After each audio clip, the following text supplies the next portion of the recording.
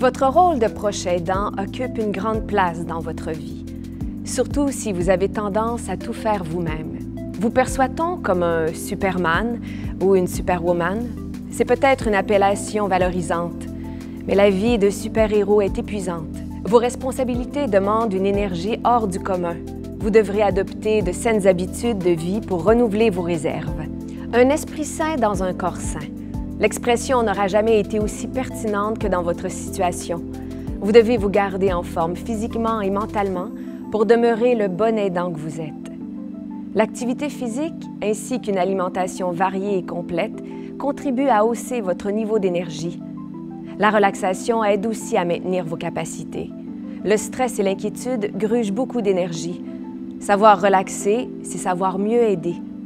Il est important de prendre de bonnes habitudes dès maintenant afin d'éviter l'épuisement car, disons-le franchement, l'état de la personne que vous aidez risque de se détériorer au cours des prochaines années. Vous aurez donc de plus en plus de responsabilités à assumer. Mais comment combattre le stress? En premier lieu, le sommeil. Assurez-vous de dormir au moins 7 heures par nuit. Si ce n'est pas le cas, planifiez des périodes de repos dans la journée. Ensuite, tirez profit de vos saines habitudes de vie. Pratiquez des activités physiques divertissantes et adonnez-vous au plaisir de la table. Si vous n'en avez pas déjà l'habitude, il vous faudra apprendre à exprimer vos besoins et vos émotions.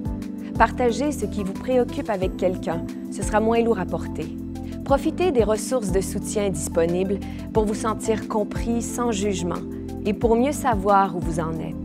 Informez-vous sur votre rôle d'aidant. Plus vous serez informé, meilleures seront vos interventions. Vous serez plus en confiance. Finalement, acceptez que vous avez besoin de temps pour vous, pour travailler, vous occuper de vos enfants ou voir vos amis. Alors, on sait que le Parkinson bouscule votre style de vie, vos habitudes, celui de votre proche, mais surtout le vôtre. Alors, qu'est-ce que vous faites pour prendre soin de vous d'un point de vue personnel? Bien, je pense que même avant que le Parkinson arrive dans ma vie, on avait déjà des activités, soit ensemble avec mon conjoint ou chacun de notre côté, et ça a continué, ça. Puis je m'implique dans plusieurs organismes et je reste active. Et puis, je trouve que pour le moral, pour la santé mentale, c'est très important, pour moi en tout cas. Et puis, je trouve que c'est gratifiant aussi. On se garde aussi du temps pour voyager aussi, pour aller ensemble. C'est comme ça, moi, que je me tiens en forme. Il y a l'alimentation, comme ça garde un bon niveau d'énergie aussi.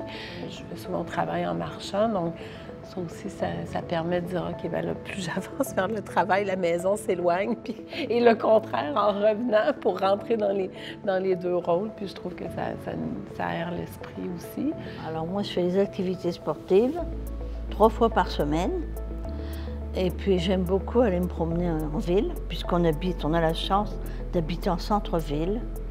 Alors, quand le soleil brille ou même qu'il neige, j'aime ça. Muriel, qu'est-ce que vous faites pour prendre soin de vous? Bien, j'ai toujours été active, j'ai toujours fait beaucoup de choses, fait que j'ai pas vraiment arrêté. Selon mes goûts, je vais lire, je vais faire des casse-têtes, je fais de la couture. J'achève de placer mes photos dans les albums parce que il a commencé, mon conjoint, à faire un peu comme moi le matin. Avec le café, là, on lit tous les deux. On se donne notre temps, on se dérange pas, puis on lit. Moi aussi, ça fait 5 ans que j'ai des ateliers d'écriture. Alors, toutes les semaines, plus un petit devoir à faire dans la semaine. Alors, ça m'oblige à me garder le cerveau éveillé et en créativité. Alors, c'est très loin de la maladie, très loin des réalités de la vie. Alors ça, c'est vraiment autre chose, c'est vraiment de l'imaginaire. C'est pas du tout mes mémoires. J'avais du conditionnement physique que j'ai abandonné à cause de mes problèmes de dos. En fait, vous êtes toutes, de près ou de loin, dans quelque chose qui est créatif. Comme si vous aviez besoin d'avoir quelque chose de positif qui ressort de cette expérience-là. C'est sûr que ça nous fait aller dans des sentiers qu'on n'aurait jamais pensé. C'était pas prévu dans un plan de vie. Puis ni dans un plan de retraite? Non plus, non plus. C'est comme un arbre. À un moment donné, on pensait aller par là, la branche a cassé, on s'en va par là, on prend une autre branche. Oui, il y a du positif dans tout. Même des fois, des choses qui nous arrivent qui sont très tristes, il y a quelque chose de bon à tirer de ça. Puis on ne peut pas rester. Le Parkinson, c'est une maladie, c'est long, c'est dégénératif. C'est ça. C'est pas comme dure pas 2 3 ans. semaines, là. C'est ça, là. Ouais. C'est long. Fait qu'on peut pas déprimer sur tout ce temps-là. Là. Ça donnerait rien de toute façon. Fait qu'il faut trouver quelque chose de positif quelque part. Qu'est-ce qui est important pour nous? Qu'est-ce qui l'est moins? Est-ce qu'on est prêt à mettre le temps qu'il faut pour la personne qu'on aime? Puis de replacer aussi les choses, de faire, bien, regarde ça, peut-être que, mon Dieu, c'était super important à un moment donné dans ma vie. Puis là, finalement, ben, c'est pas grave. Bon, OK, on pense à autre chose, puis ça te fait, c'est ça, remettre un petit peu des valeurs en perspective. À un moment donné, quand ça nous arrive, on veut tout faire. On veut prendre l'information, on veut s'impliquer, on veut faire ci, on veut faire ça.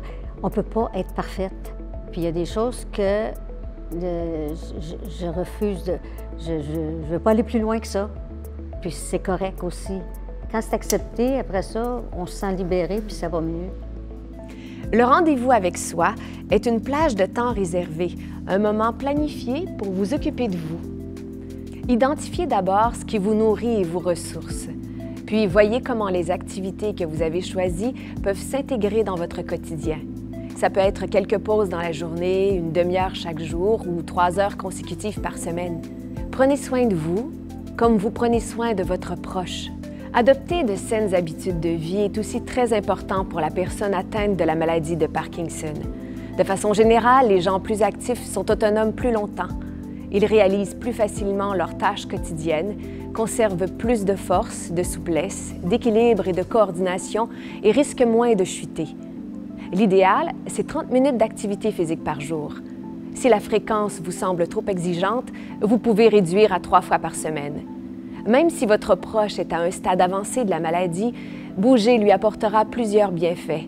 Commencez lentement et augmentez progressivement l'intensité et le temps consacré aux séances.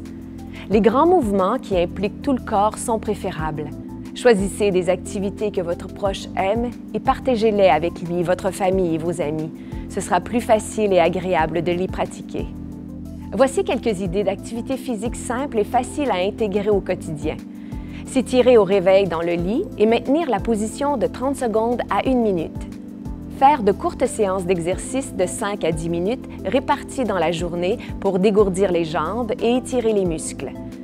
Lire à voix haute en exagérant la prononciation et l'intonation. Faire des rotations du tronc une fois installé à table avant le repas. Utiliser l'escalier plutôt que l'ascenseur ou descendre un arrêt d'autobus plus tôt. L'alimentation d'une personne atteinte de la maladie de Parkinson doit être adaptée pour maintenir un poids stable. Il faudra entre autres augmenter sa consommation de fibres et d'antioxydants. Votre nutritionniste vous proposera les ajustements nécessaires pour éviter toute carence. Portez une attention spéciale à l'heure de la prise du médicament L-Dopa, qui doit être de 30 à 60 minutes avant un repas en raison d'une interférence avec l'absorption des protéines dans l'estomac. Enfin, ajoutez un peu plus d'assaisonnement à vos plats pour tenir compte de la perte d'acuité, du goût et de l'odorat propre à la maladie. L'adoption de saines habitudes de vie sera bénéfique pour votre proche et vous aidera à affronter les multiples défis de la maladie de Parkinson. Afin de rester sur la bonne voie, nous vous invitons à consulter la Charte des droits du proche aidant. On y parle des droits de prendre soin de vous, d'obtenir de l'aide, de bénéficier de temps de qualité pour vous seul, d'admettre vos difficultés et de vivre vos émotions. La Charte énonce aussi votre droit de rejeter la manipulation, d'exiger un respect mutuel et d'être fier de votre courage et de vos accomplissements quotidiens. Elle affirme enfin que vous pouvez réclamer le soutien nécessaire au réseau social de services.